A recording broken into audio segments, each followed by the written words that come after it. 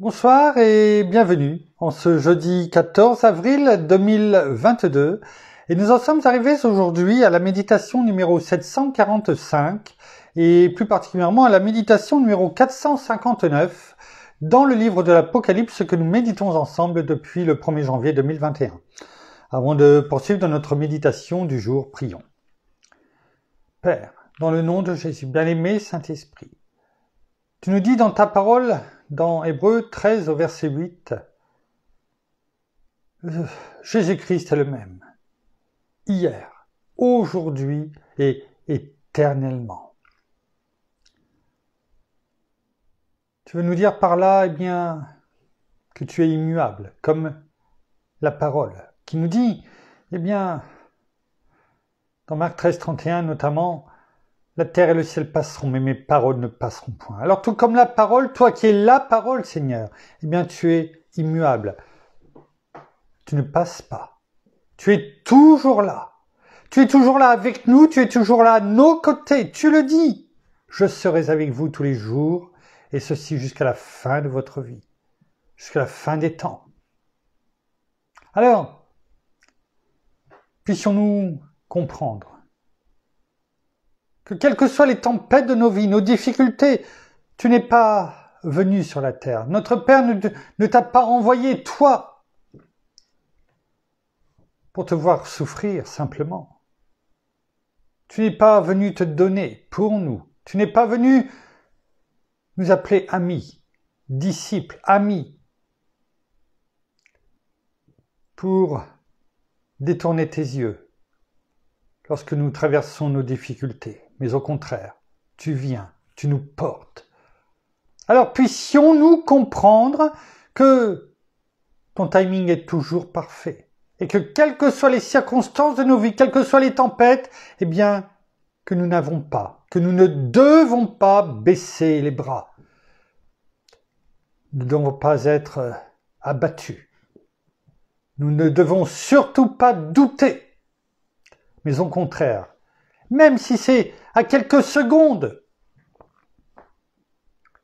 de la catastrophe, de savoir que tu es toujours là à nos côtés et que tu viendras toujours aider tes amis, tes frères et sœurs. Alors, puissions-nous graver sur les tables de notre cœur ces paroles, Jésus-Christ est le même, hier, aujourd'hui et éternellement. Que cela soit pour ta gloire, Père, dans le nom de Jésus. Merci, bien-aimé Saint-Esprit. Amen. Comme depuis quelques jours maintenant, nous partageons plus ou moins la méditation entre cette semaine de Pâques. Chaque jour, nous marchons comme le Seigneur marche avec nous. Nous marchons un peu avec lui au travers de tout ce qu'il a justement accepté volontairement de subir pour nous.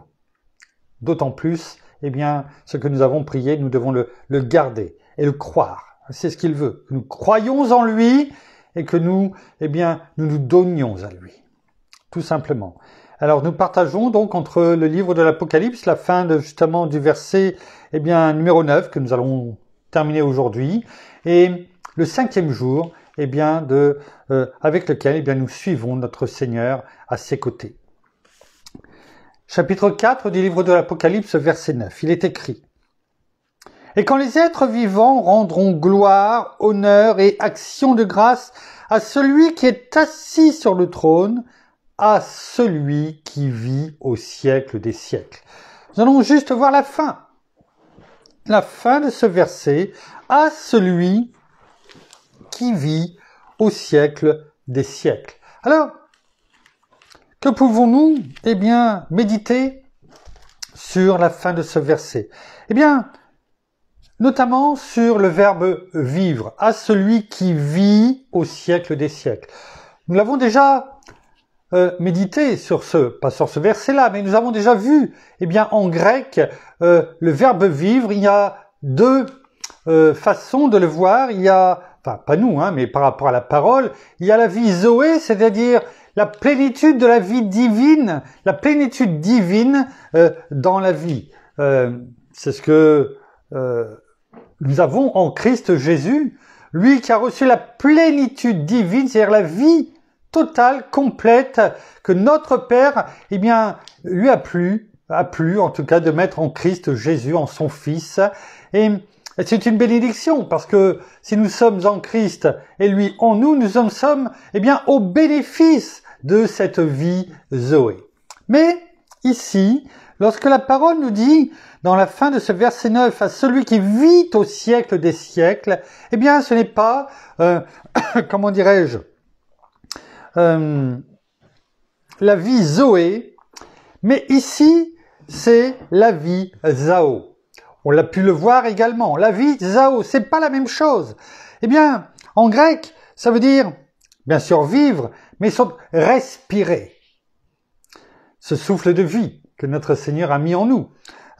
Être parmi les vivants. Ça a son importance ici. Parce que si c'est la parole, eh bien, nous avions Zoé, la vie Zoé, eh bien, nous aurions compris ce que cela veut dire. Et c'était, comme on l'a dit, eh bien, la plénitude divine en Christ Jésus, nous en lui et lui en nous. Et ça serait très bien. C'est ce que nous avons déjà. Mais en plus, il est parlé ici de la vie de Zao. C'est-à-dire que, au travers de ceci, ça veut dire qu'il est non mort. Hein? Il est être parmi les vivants. C'est ça que ça veut dire Zao. C'est-à-dire non mort. Ça veut dire aussi actif, béni, mais ça on le sait, pour, eh bien, celui qui vit au siècle des siècles. C'est bien sûr notre Père, mais c'est aussi notre Seigneur, nous avons pu le voir hier. Et métaphoriquement, ça veut dire être frais, fort, efficace. Mais retenons surtout, eh bien, que ici, ça veut dire être parmi les vivants, non morts. Oh, on l'a vu hier, notre Seigneur est assis, il règne, il siège à côté de notre Père, le Tout-Puissant. Mais il est aussi notre Seigneur, notre souverain sacrificateur, selon l'ordre de Melchisédek. Mais ce qui est formidable, c'est qu'il n'est pas simplement que là-bas, à la droite de notre Père, siégeant, régnant, lui le roi des rois, le Seigneur des seigneurs. Mais il est écrit ici que c'est la vie de Zao, c'est-à-dire qu'il est parmi les vivants. Il est avec nous. Il est avec nous. Même s'il n'est plus, je dirais, qu'il ne marche plus sur la terre, mais il est spirituellement, eh bien, nous sommes en lui et lui en nous. La parole est claire. Allez lire chapitre 14, mais aussi le chapitre 15 notamment. Il est vivant. Il est ressuscité. Oui, mais et par cela, il est vivant en nous. Et comme nous l'avons prié, il est toujours là. Il marche à nos côtés. Il nous dit, venez à moi, vous tous qui êtes fatigués et chargés, et je vous donnerai du repos. Prenez mon joug sur vous et recevez mes instructions. Si l'on prend son joug, ça veut dire qu'il marche avec nous. Comment quelqu'un qui n'est pas vivant, qui n'est pas avec nous, comment peut-il, eh bien, avoir ce joug, hein, on l'a médité il n'y a pas si longtemps que ça, c'est-à-dire marcher avec nous, nous accompagner. Il est vivant. C'est pourquoi, eh bien, ici, il est bien parlé de la vie Zao. Mais ce qui est intéressant, c'est regardons ce qui est écrit dans Matthieu 4,4. On le connaît, ce verset. On va le prendre juste en parole de vie. Jésus lui répond, dans les livres saints, on lit « Le pain ne suffit pas à faire vivre l'homme. » Zao. Celui-ci a besoin aussi de toutes les paroles qui sortent de la bouche de Dieu. C'est le même mot ici. Zao qui est utilisé. Cela veut dire quoi? On sait très bien que si on mange, eh bien, ça nous permet de rester en vie, le fait de manger et de boire. Mais la parole nous dit ici, si tu veux rester en vie, être parmi les vivants, Zao, eh bien, il faut aussi que tu vives, que tu te nourrisses de la parole de Dieu, de tout ce qui sort de la bouche de Dieu. C'est intéressant.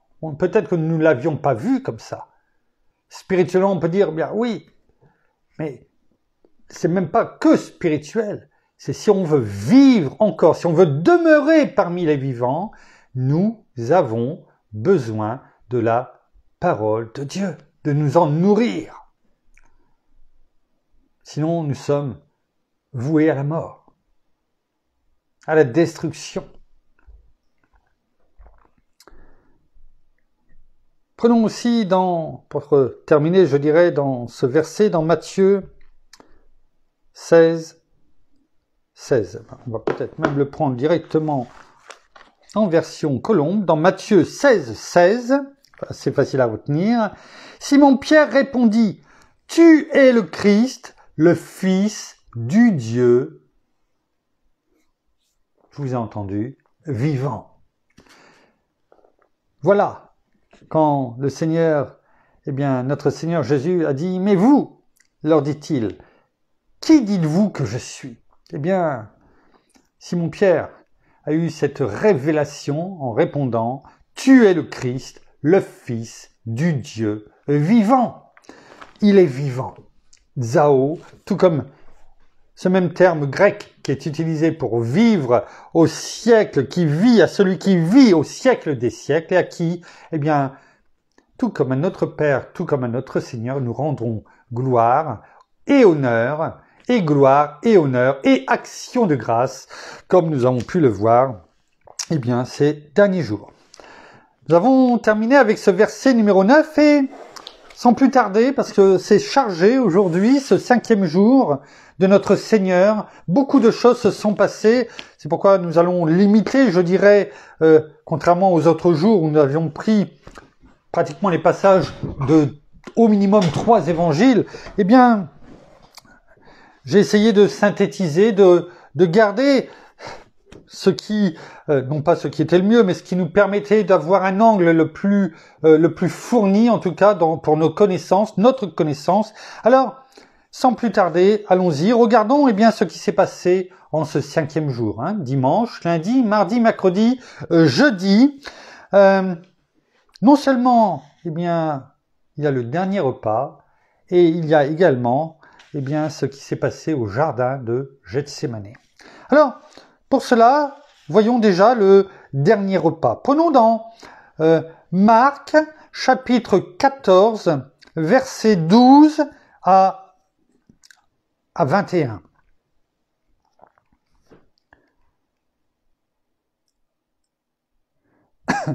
Marc, chapitre 14, versets 12 à 21. Nous avons pu voir, et nous avions terminé sur cela hier, que Judas avait reçu cet argent, ces 30 pièces d'or, équivalent à 120 deniers, un quadrimestre, un denier par jour en moyenne, un quadrimestre de salaire, alors que de l'autre côté, Marie avait versé sur les pieds de notre Seigneur, comment dirais-je, ce parfum de grand prix qui a été évalué en tout cas à 300 deniers, c'est-à-dire pratiquement une année de salaire. Et on peut voir tout de suite la différence entre quelqu'un qui aime et quelqu'un qui aime, mais qui malheureusement aime davantage le monde et l'argent. Nous avions terminé sur ça avec, l'épître à Timothée. Marc, chapitre 14, versets 12 à 21. Institution de la scène. Le premier jour des pains sans levain, où l'on sacrifiait l'agneau pascal, les disciples de Jésus lui dirent, « Où veux-tu que nous allions te préparer le repas de Pâques ?» Avant de poursuivre, nous avons lu, les disciples de Jésus lui dirent, qui sont ces disciples? Tous les disciples, nous allons voir, on va essayer de valser, je dirais, de passer d'un évangile à l'autre. Allons voir dans Luc, chapitre 22, au verset numéro 7. Le jour des pains sans levain où l'on devait sacrifier l'agneau pascal arriva. Jésus envoya, et là on a le nom des disciples, Pierre et Jean, en leur disant « Allez à la ville, vous rencontrerez un homme qui porte une cruche d'eau. Suivez-le.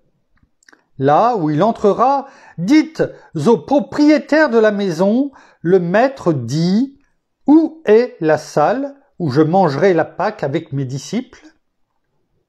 Alors, il vous montrera une grande chambre à l'étage, aménagée et toute prête. C'est là que vous nous préparerez la Pâque. »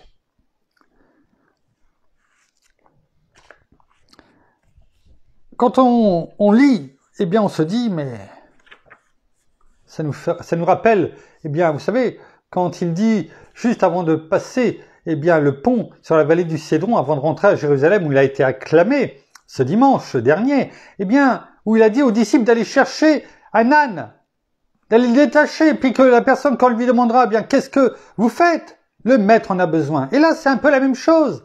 Alors, sachant qu'il y avait quand même beaucoup de monde à ce moment-là, eh bien, dans la ville, comme il est écrit, on peut se demander s'il ne s'était pas déjà mis d'accord sûrement avec le propriétaire, notre Seigneur. Parce que bon, quelque part, on peut dire, comment Pierre et Jean pourraient trouver, eh bien, dans toute cette ville avec plein de monde, eh bien, un homme qui porte une cruche. Il ne devait pas être le seul. Alors, on peut le voir de deux façons, où eh bien, l'Esprit les conduit à cette personne, ou notre Seigneur eh bien, a peut-être tout simplement eh bien, déjà s'était mis d'accord, et puis il a envoyé ses disciples pour dire c'est le moment de la Pâque, eh bien, allez le voir et préparer la Pâque. Préparer la Pâque. Dans ce terme, préparer la Pâque, et là je lis tout simplement ce qui est en bas eh bien, de ma Bible, préparer le repas de la Pâque consistait à trouver la nourriture, c'est ça que ça veut dire préparer la Pâque, ça consistait à trouver la nourriture et la boisson appropriée, du pain sans levain, du vin, des herbes amères et un agneau. Voilà ce qu'il leur a demandé d'aller préparer la Pâque. C'est cela, préparer la Pâque.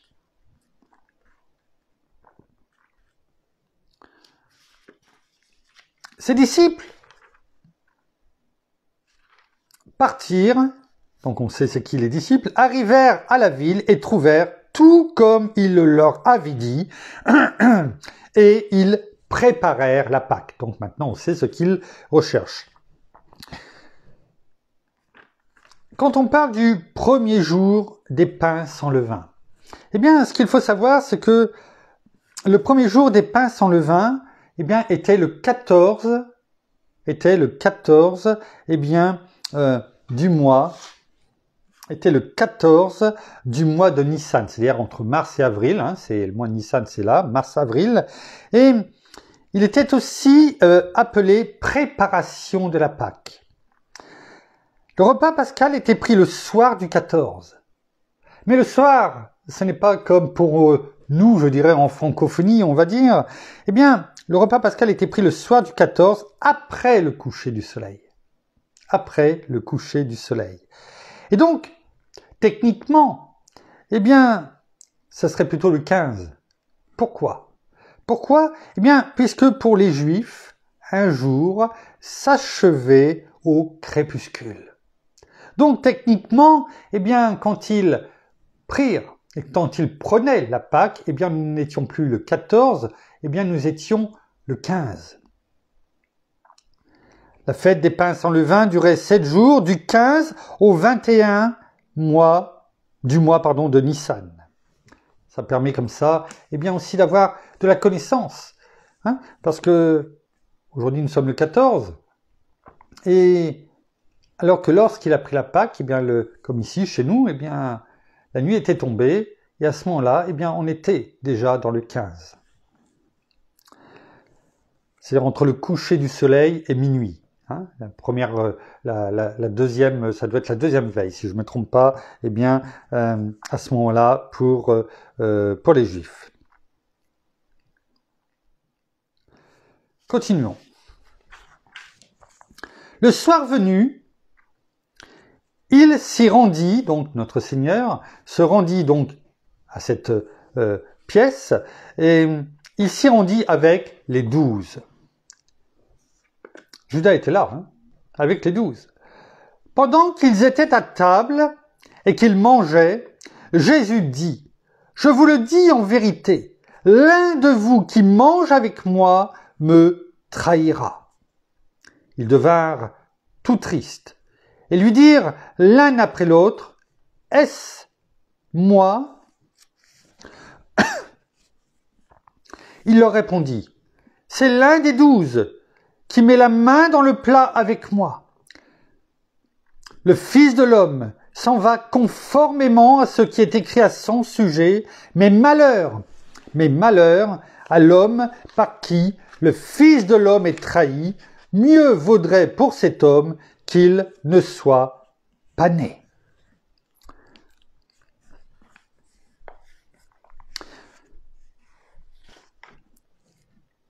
Passons pour la suite, je dirais, de la Sainte Seine. Eh bien, à Matthieu, chapitre 26, à partir du verset 25. Judas, qui le trahissait, prit la parole et dit, « Est-ce moi, maître ?» Jésus lui répondit, « Tu le dis. » Tu le dis veut littéralement dire « tu as dit ». C'est-à-dire, eh bien, ce que tu dis est vrai. Après, la question que l'on peut se demander, c'est que on sait très bien comment, eh bien, à cette époque-là, on mangeait, on prenait dans le plat, etc. Ce n'était pas comme ici, avec une assiette, forcément, etc. Et donc, et à chaque fois quand je lis ce passage, eh bien, je me pose toujours la même question, c'est Judas pose la question, est-ce moi, maître? Et Jésus lui répondit, tu le dis, c'est-à-dire, oui, ce que tu dis, eh bien, c'est affirmatif. Alors que, eh bien,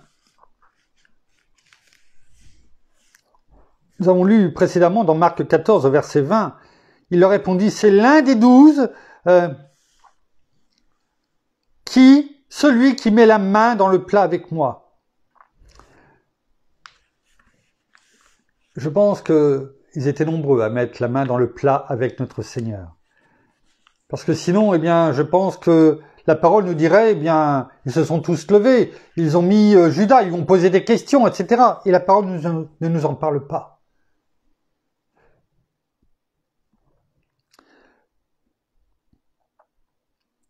Pendant qu'ils mangeaient, au pluriel, hein, donc l'ensemble, Jésus prit du pain et prononça la prière de bénédiction, puis il le rompit et le donna aux disciples en disant, « Prenez, mangez, ceci est mon corps. » Il prit ensuite une coupe et remercia Dieu, puis il la leur donna en disant, « Buvez-en tous, car ceci est mon sang, le sang de la nouvelle alliance qui est versé pour beaucoup, pour le pardon des péchés. »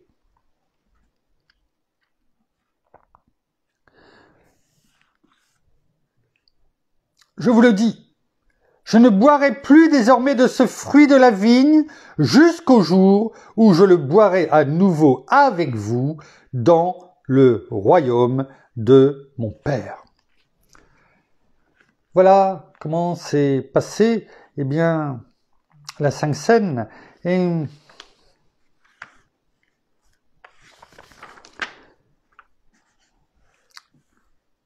juste avant de terminer avec la Sainte Seine, prenons Luc chapitre 22, verset 14.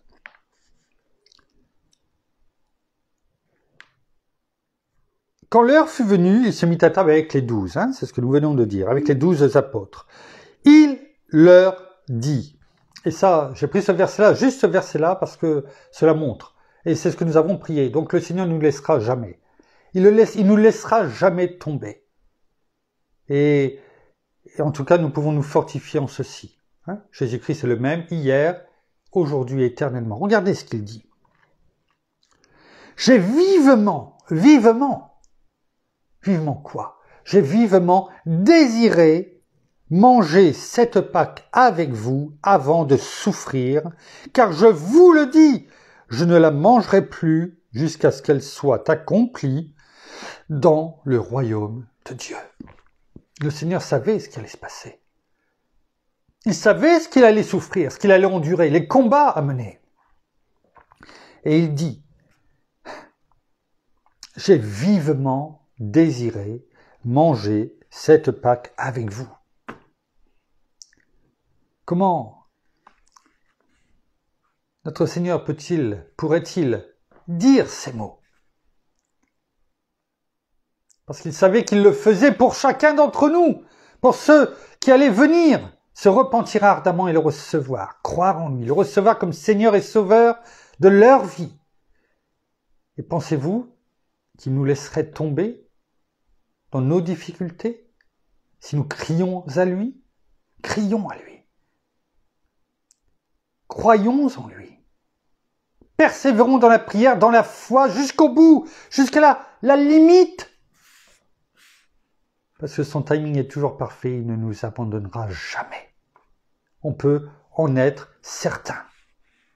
C'est pourquoi je voulais vous prendre ce verset pour terminer sur la Sainte Seine, la méditation sur la Sainte Seine. Passons maintenant à cette deuxième partie, qui est ce qui va se passer après le repas et jusqu'au jardin de Gethsémani. Pour ce faire, prenons dans Matthieu, restons dans Matthieu, chapitre 26, à partir du verset 30. Après avoir chanté les psaumes, donc ils viennent de terminer, le Seigneur vient juste de dire, jusqu'au jour où je le boirai à nouveau avec vous dans le royaume de mon Père. Après avoir chanté les psaumes, parce qu'en fait, dans la religion juive, ils chantent des psaumes, avant et après le repas.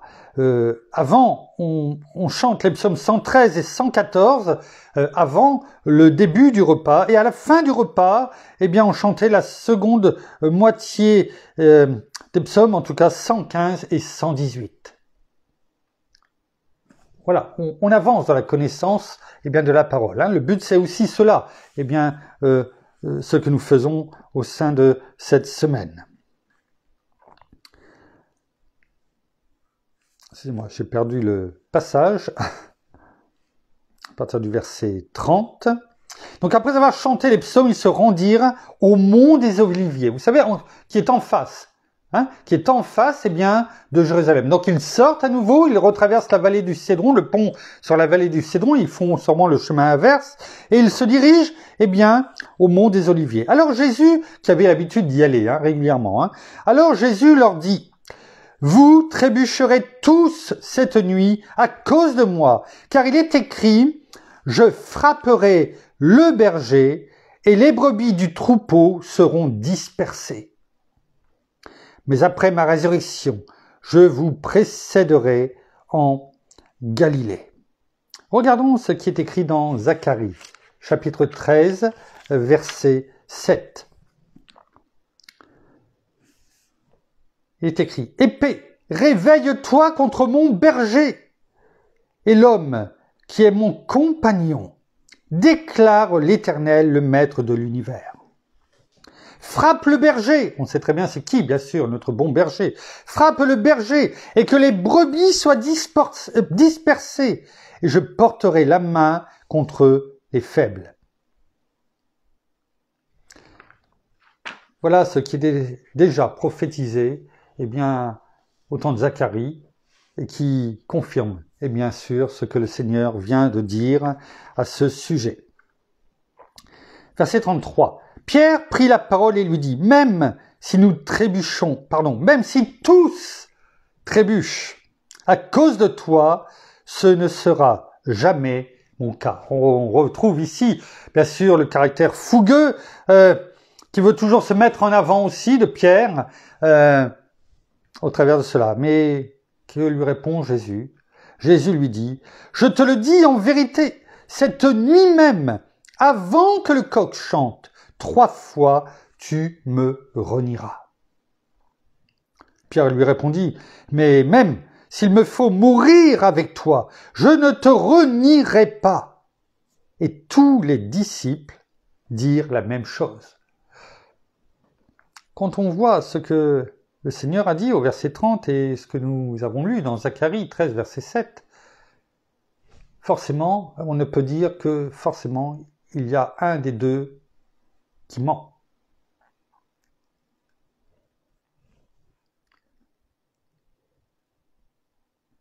Continuons. Là-dessus, Jésus se rendit avec eux dans un endroit appelé Gethsémane. On en a parlé bien souvent. Gethsémane qui veut dire littéralement pressoir à huile. Là où l'âme de notre Seigneur, là où notre âme, notre Gethsémane, par moment, peut être pressée, comme ces olives sur lesquelles roulait la pierre pour en faire sortir l'huile. Et il dit aux disciples, « Asseyez-vous ici pendant que je m'éloignerai pour prier. » Il prit avec lui Pierre et les 2 fils de Zébédée, et il commença à être saisi de tristesse et d'angoisse. Il leur dit alors, « Mon âme est triste à en mourir. » Écoutons ce que le Seigneur dit. « Mon âme est triste à en mourir. Restez ici et veillez avec moi. » Le Seigneur a dit, on l'a vu précédemment, qu'il attendait cette heure avec impatience. Il était pressé vivement ce moment de la Pâque, parce qu'il savait que c'était le moment, l'heure pour laquelle il était venu. Et cela n'empêche pas que quelques heures plus tard, ils disent « Mon âme est triste à en mourir. Restez ici et veillez avec moi. » Triste, peut-être parce qu'il devait quitter ses amis, ceux avec qui il a partagé 24 heures sur 24 la vie, ses amis avec notamment Lazare et toutes les familles, tous ceux qui le suivaient. Cela montre combien notre Seigneur les aimait, combien il nous aime, et pour cela je vous renvoie à la prière sacerdotale de Jean 17, on le voit parfaitement combien non seulement notre Seigneur a aimé ceux avec qui il a partagé quelques années de sa vie, et combien il nous aime tout autant. Et quand le Seigneur dit « Mon âme est triste à en mourir », alors qu'il savait ce qu'il allait subir, je pense et j'en suis même certain, il était triste pour cette raison-là. Regardons ce qui est écrit dans Luc, chapitre 22, versets 41-45. On essaye pour avoir le plus de compléments possible, en essayant de faire le plus court, mais il y avait beaucoup de choses à dire aujourd'hui. Quand il arrive à Gethsémane, puis il s'éloigna d'eux à la distance d'environ 1 jet de pierre, se mit à genoux et pria en disant, « Père, si tu voulais éloigner de moi cette coupe, toutefois, que ce ne soit pas ma volonté qui se fasse, mais la tienne. » Bien souvent, dans nos difficultés, nous ne savons pas de quoi prier. Rappelons-nous ce que le Seigneur est venu dire en priant. Et tout simplement déclarons la même chose. Père, si tu peux éloigner cette difficulté que je vais suivre, que je vais vivre, merci. Mais que ce ne soit pas ma volonté qui se fasse, mais la tienne.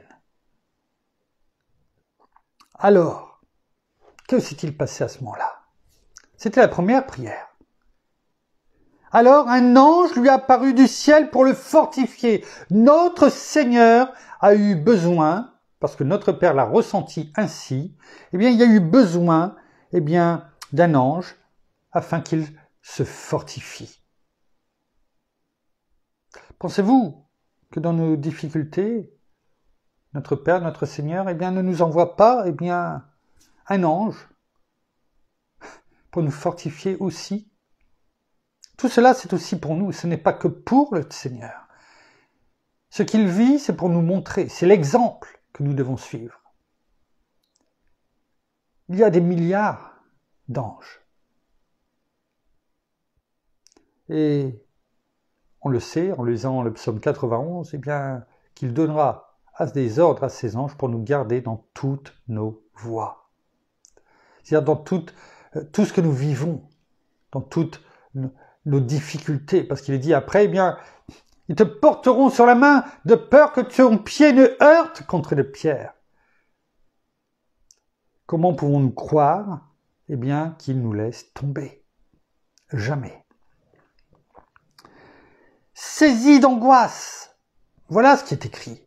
Saisi d'angoisse, Jésus priait avec plus d'insistance et sa sueur devint comme des caillots de sang qui tombaient par terre. Tellement il était saisi d'angoisse, mais tellement Jésus priait, plus l'angoisse était là, plus Jésus priait avec insistance. La prière du juste est d'une grande efficacité.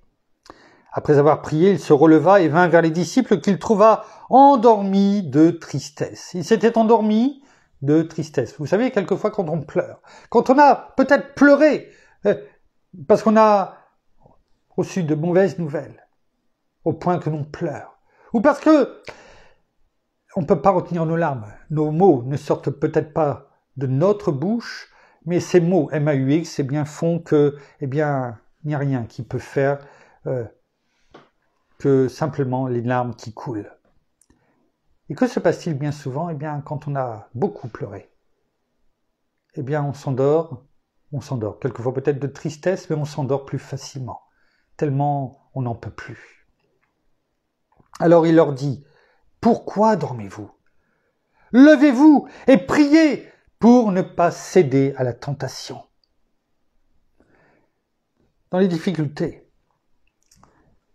faut-il simplement aller dormir en disant, eh bien, je vais aller dormir un peu, comme ça, pendant ce temps-là, je ne penserai à rien. Alors que le Seigneur nous dit, bien, non. Soyez dans l'action. Levez-vous et priez, comme il nous a donné son exemple précédemment. Et pourquoi? Pour ne pas céder à la tentation. La tentation de quoi? Eh bien, de douter, d'avoir peur, d'être dans l'angoisse. Le Seigneur a prié encore plus. Mais peut-être qu'il sait très bien que à Gethsémane, beaucoup de ministères sont tombés ou allaient tomber. C'est pourquoi il dit, priez, levez-vous, afin de ne pas vous écarter, afin de ne pas abandonner. C'est cela aussi qu'il nous dit. Revenons à Matthieu, chapitre 26, verset 40. Donc il revint vers les disciples qu'il trouva endormis. On reprend juste l'endroit où on était. Et dit à Pierre, il le dit à Pierre, vous n'avez donc pas pu rester éveillé une seule heure avec moi? Ce n'est pas grand-chose, une heure. Mais le Seigneur nous dit par là, quelquefois, vous devriez demeurer avec moi. Au moins une heure. Et bien souvent, nous prions une petite prière rapide. Cela ne veut pas dire qu'il ne nous entend pas, qu'il ne nous comprend pas, qu'il ne reçoit pas notre prière. Mais quelquefois, eh bien, selon notre Gethsémane, eh bien, nous devons demeurer dans la présence de notre Seigneur, de notre Père, un peu plus longtemps que simplement pour dire je balance eh bien, ce que j'ai sur le cœur. Vous savez, comme on fait avec certaines fois des personnes, et puis après on s'en va. Non. Persévérons. Restez vigilants et priez pour ne pas céder à la tentation. L'esprit est bien disposé. Oh oui, nous le savons. Nous voulons bien faire les choses. Mais tout de suite derrière, le Seigneur nous dit, mais par nature, l'homme est faible. C'est-à-dire qu'il risque de tomber, il risque de ne pas persévérer, il risque simplement d'entendre d'autres personnes et de faire comme les autres qui s'assoupissent et dire, eh bien, je vais faire comme eux. Je vais piquer un petit somme. Mais ce n'était pas forcément le bon moment. Il s'éloigna une deuxième fois et fit cette prière. Mon Père. Ailleurs, dans la parole, il est écrit, Abba, Père. s'il n'est pas possible que cette coupe s'éloigne de moi sans que je la boive, que ta volonté soit faite. Deuxième fois. Il revint et les trouva encore endormis, car ils avaient les paupières lourdes. Il les quitta, s'éloigna de nouveau et pria pour la troisième fois, et répétant les mêmes paroles. Vous voyez, quelquefois on dit, mais je répète la même chose, ou tu répètes la même chose. Vous savez, il y a toujours des personnes bien pensantes qui sont là, qui nous disent, mais finalement, tu répètes toujours la même chose. Et à quoi ça te sert? Notre Seigneur a répété 3 fois lorsqu'il était à Gethsémani. Après le dernier repas, 3 fois la même prière. Puis il revint vers ses disciples et leur dit, « Vous dormez maintenant et vous vous reposez. Voici, l'heure est proche, et le Fils de l'homme est livré entre les mains des pécheurs. » Entre les mains des pécheurs. Nous ne voulons pas tomber entre les mains des pécheurs. Le Seigneur l'a fait pour nous. Donc sachons persévérer. Levez-vous, c'est ce que le Seigneur finalement nous dit. Levez-vous, allons-y, c'est ce qu'il dit ici, ce n'est pas moi qui le dis, c'est la parole, c'est notre Seigneur qui le dit. Levez-vous, allons-y, faites face, que votre cœur ne se trouble pas et ne s'alarme pas. S'alarme pas, ça veut dire ne sois pas lâche. Celui qui me trahit s'approche. Il parlait encore quand Judas, l'un des 12, arriva avec une foule nombreuse, armée d'épées et de bâtons, envoyés par les chefs des prêtres et par les anciens du peuple. Oh, ils sont courageux, vous savez, tous ces chefs, tous ces personnes qui connaissent bien la loi, par les anciens du peuple. Tellement courageux qu'ils ont envoyé les autres avec des épées et des bâtons et ils sont nombreux, une foule nombreuse pour venir faire quoi? Pour venir, arrêter notre Seigneur, le prendre, le faire prisonnier. Vous voyez, les conseillers ne sont pas les payeurs, tout comme, ceux qui dirigent, quelquefois, envoient d'autres personnes faire les mauvaises besognes, afin de ne pas être vus, ne pas se salir les mains. Celui qui le trahissait leur avait donné ce signe. L'homme auquel je donnerai un baiser, c'est lui. Arrêtez-le. Aussitôt il s'approcha de Jésus en disant « Salut, maître !» et il l'embrassa. Vous savez, il y a bien longtemps, un film, je pourrais même plus vous dire, c'était quoi? C'était juste le titre qui m'a... Il doit avoir au moins 30 ans ce film, c'était Le baiser de Judas. Je pourrais même plus vous dire ce que le film parlait, mais je me rappelle du titre, Le baiser de Judas. Et c'est resté, Jésus lui dit, « Mon ami, ce que tu es venu faire, fais-le. » On voit encore ce que nous avons prié. Le Seigneur est le même, hier, aujourd'hui et éternellement. Ce qu'il a appelé amis, regardez, il pourrait être, je ne sais pas comment nous réagirions, mais je ne crois pas que nous aurions ces mots. Mon ami. Devant toute cette foule, sûrement en délire, n'attendant, que le signe que Judas devait faire en embrassant la personne qu'il devait arrêter. Soit dit en passant, je pense que tout le monde devait connaître Jésus. Il n'avait pas sûrement besoin de ce signe, mais enfin, qu'importe, la parole le donne, et c'est qu'il y a une raison. Il l'appelle encore mon ami. Pourquoi? Parce que avec notre Seigneur, tout comme avec le brigand sur la croix, dont nous verrons dans quelques jours, je pense qu'il y avait toujours la possibilité, la porte était toujours ouverte. Le Seigneur lui donnait encore la possibilité de se repentir malgré ce qu'il faisait. Jésus lui dit, mon ami, ce que tu es venu faire, fais-le. Alors ces gens s'avancèrent, mirent la main sur Jésus et l'arrêtèrent. un de ceux qui étaient avec Jésus, et on sait que finalement, bien, ce un de ceux, c'était Pierre, mit la main sur son épée et la tira. Il frappa le serviteur du grand prêtre et lui en porta l'oreille. Et là, on voit tout l'amour de notre Seigneur. Parce que, là, on le lit, mais dans le feu de l'action, ça devait bouger de partout. Les disciples, la foule, les cris, les flambeaux, c'était la nuit, ne l'oublions pas. Alors Jésus lui dit, « Remets ton épée à sa place, car tous ceux qui prendront l'épée mourront par l'épée. Penses-tu que je ne puisse pas faire appel à mon Père ?» Écoutons ce que le Seigneur nous dit. Cela montre qu'il savait non seulement ce qu'il faisait, et qu'il se donnait en rançon pour chacun d'entre nous. Penses-tu que je ne puisse pas faire appel à mon Père, qui me donnerait à l'instant plus de 12 légions d'anges?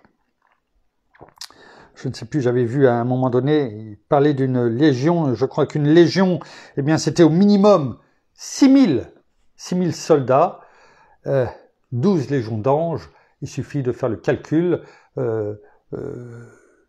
12, donc ça fait 60 000, ça fait 72 000 au bas mot.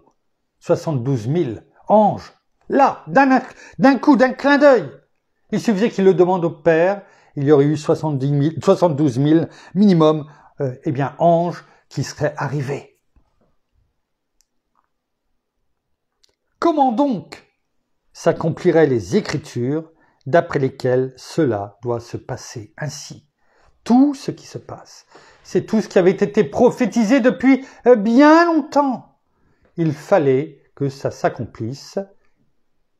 Le ciel et la terre passeront, mais mes paroles ne passeront point. Elles s'accomplissent tout simplement. Et tout ce que le Seigneur te dit pour toi, nous dit, eh bien, de la même manière, elles s'accompliront. Croyons-le, ne doutons pas. Et laissons-le agir, excusez-moi, eh bien, et n'essayons pas de vouloir régler les choses à notre façon. Enfin, pour terminer, eh bien, lisons les derniers mots, je dirais, à Gethsémanée de notre Seigneur. À ce moment, Jésus dit à la foule. Donc finalement, eh bien, après avoir finalement guéri l'oreille que Pierre, eh bien, par l'épée a coupée de, comment dirais-je, du serviteur, parce que ici on ne le voit pas, mais dans une autre version, autrement on aurait eu besoin de beaucoup plus de temps, eh bien, il guérit l'oreille. Cela montre encore une fois de plus la compassion de notre Seigneur. Aimez vos ennemis. C'est pas facile, mais il nous le montre. À ce moment, Jésus dit à la foule, « Vous êtes venus vous emparer de moi avec des épées et des bâtons, comme pour un brigand. J'étais tous les jours assis parmi vous, enseignant dans le temple, et vous ne m'avez pas arrêté. Mais tout cela est arrivé afin que les écrits des prophètes soient accomplis. Alors, que se passe-t-il? Qui a menti? Alors, tous les disciples l'abandonnèrent et prirent la fuite. » Merci Père, merci Seigneur, merci bien-aimé Saint-Esprit, parce que ta parole est oui et amen, elle est pleine et entière, elle est véridique.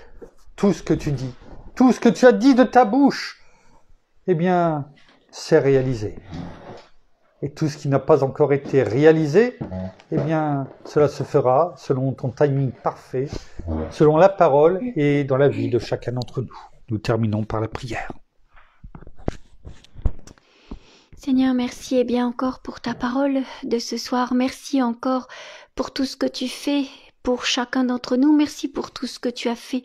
Merci pour ce sacrifice. Merci encore, eh bien, pour tout ce que tu as subi, parce que tu savais déjà, dès le départ, dès le début, tout ce que tu devais subir pour chacun d'entre nous.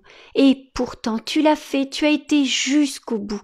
Tu as prié, des grumeaux de sang sont tombés à terre, tellement tu priais, tellement cela était intense. Et pourtant, tes disciples se sont endormis. Et nous, que faisons-nous à côté? Eh bien, peut-être que par moments, nous aussi, eh bien, nous nous endormons, alors que nous avons besoin tout simplement de rester éveillés et de te montrer que nous sommes là avec toi et que tu es avec nous chaque jour de notre vie. Oui, tu ne nous abandonnes jamais. Tu es toujours à nos côtés, quelles que soient les circonstances et les tempêtes de nos vies, quels que soient les moments que nous vivons. Dans les bons moments comme dans les moins bons, dans les moments de joie comme dans les moments de peine, de tristesse ou même de combat, eh bien tu es à nos côtés. Et nous savons que tu as tellement d'amour pour chacun d'entre nous, un amour si vrai, un amour si intense, et que même nous, en tant qu'humains, nous ne pouvons comprendre, mais que toi, tu nous montres comment aimer. Alors oui, apprends-nous chaque jour à aimer davantage et montre-nous à aimer comme toi, tu nous aimes et comme toi, tu nous as aimés. Alors soyez tous abondamment bénis, frères et sœurs, dans le nom de notre Seigneur Jésus-Christ. Amen. Amen. Merci. Voilà, ainsi s'achève cette méditation un peu plus longue, mais comme on l'a dit dès le départ, eh bien, il y avait beaucoup de choses à dire aujourd'hui et je dirais, c'est peu de choses de prendre un peu de notre temps pour ce qu'a fait notre Seigneur pour nous, lui qui a pris tout le temps et qui a tout pris sur lui. En attendant, eh bien, nous vous bénissons de toutes les bénédictions spirituelles dans les lieux célestes en Christ. Nous saluons nos amis au Québec, au Canada, en francophonie, en France, à Paris et tout autour de chez nous. Et nous vous souhaitons à toutes et à tous, pour certains, une excellente fin de journée, de début de soirée. Pour d'autres, eh bien, on va dire une bonne nuit, parce que je crois que nous en avons bien besoin aujourd'hui, en tout cas, en ce qui me concerne et puis mon épouse. Et nous vous donnons, eh bien, rendez-vous demain en fin de journée pour la suite de nos méditations dans le livre, bien sûr, de l'Apocalypse, mais également pour ce 6e jour où il y aura encore, je pense, beaucoup de choses à dire. Nous prendrons le temps, de toute façon, qu'il faut. En attendant de vous retrouver demain, eh bien, soyez abondamment bénis. À demain. Au revoir.